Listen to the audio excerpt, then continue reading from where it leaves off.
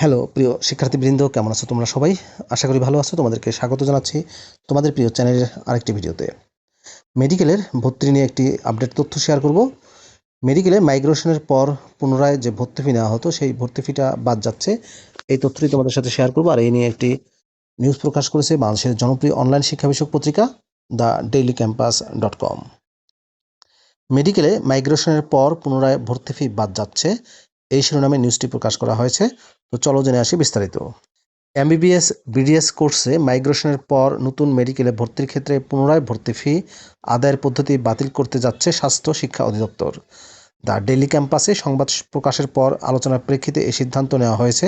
দ্রুতই এ বিষয়ে নোটিশ জারি করা হবে। বৃহস্পতিবার 29শে জানুয়ারি সন্ধ্যায় অধিদপ্তরের পরিচালক চিকিৎসা শিক্ষা অধ্যাপক doctor Mohiuddin Matubbar The Daily ক্যাম্পাসকে বিষয়টি নিশ্চিত করেছেন। উল্লেখ্য, শুধু বিশাল অঙ্কের টাকা গুনে মেডিকেলে ভর্তি নয়, মাইগ্রেশন করে অপেক্ষাকৃত ভালো মেডিকেলে যেতে আবারও অর্থ গুনতে হয় চিকিৎসক হওয়ার স্বপ্ন নিয়ে ভর্তি হওয়া শিক্ষার্থীদের।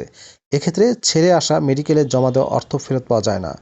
মেডিকেলে ভর্তি কার্যক্রমের ক্ষেত্রে ভর্তি পরীক্ষার মতো সমন্বিত কোনো উদ্যোগ না থাকায় সরকারি প্রতিষ্ঠান হয়েও এক এক মেডিকেল এক এক রকম ভর্তি ফি আদায় করছে। একইভাবে মাইগ্রেশন প্রক্রিয়া স্বাস্থ্য শিক্ষা অধিদপ্তরের মাধ্যমে সম্পন্ন হলেও নতুন করে ভর্তি ফি জমা দিতে হয় শিক্ষার্থীদের।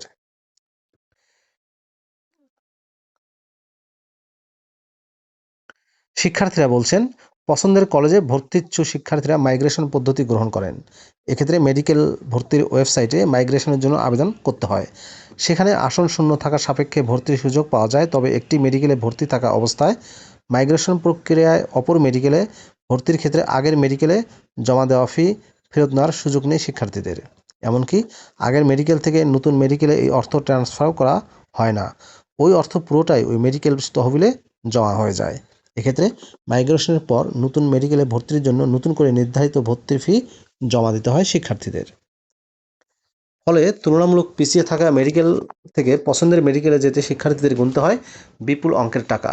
এই পদ্ধতিতে নোয়াখালী মেডিকেল কলেজে 20,000 টাকা ভর্তি ফিতে ভর্তি হওয়া এক শিক্ষার্থীকে মাইগ্রেশনের পর সবচেয়ে কম ভর্তি ফি আদায় করা নেত্রকোনা মেডিকেল কলেজে ভর্তি হতে হলেও আরও 11,500 টাকা জমা দিতে হবে। ফলে মেডিকেলে ভর্তির পিছনে তার খরচ হবে 31,500 টাকা।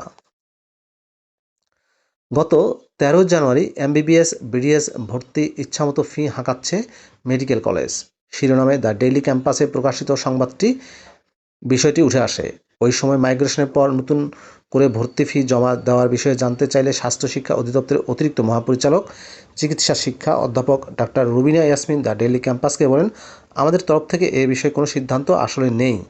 আগের মেডিকেল টাকাটা কিভাবে ফেরত দিবে এটা নিয়ে কোনো আলোচনা হয়নি, তবে আমি বিষয়টা নিয়ে আলোচনা করব। প্রিয় ভিউয়ার্স, এই ছিল মূলত মেডিকেলে মাইগ্রেশনের নিয়ে একটি আপডেট তথ্য। ভিডিওটি তোমাদের কেমন লাগলো অবশ্যই কমেন্ট করে জানাবা। আর এরকম নিত্য নতুন শিক্ষা বিষয়ক তথ্যগুলো পেতে হলে অবশ্যই চ্যানেলটি সাবস্ক্রাইব করে দিবা। ভালো থাকবা সবাই। আল্লাহ হাফেজ।